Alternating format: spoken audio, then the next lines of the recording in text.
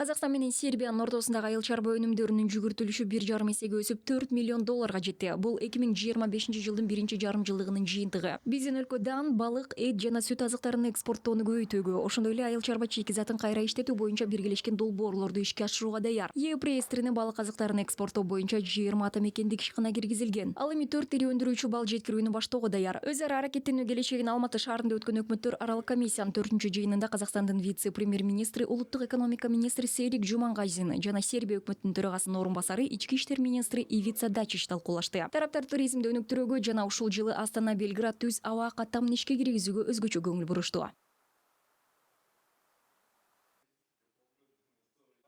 Мы Казахстан смотрим великим приятелем. Биз Казакстанды достук өлкө катары карайбыз жана биз колдогон саясий мамилелерден тышкары биздин соода-экономикалык мамилелерибиз дагы ийгиликтүү болушун абдан каалайбыз. Биз өлкөбүздү Казакстан менен байланыштыра турган каттамдарды ачуунун үстүндө активдүү иштеп жатабыз. Туризм, билим берүү, саламаттыкты сактоо, айыл чарба тармагы дагы кызыкчылык жаатында. Наш ниво сарадње кој свакако може бити веќи.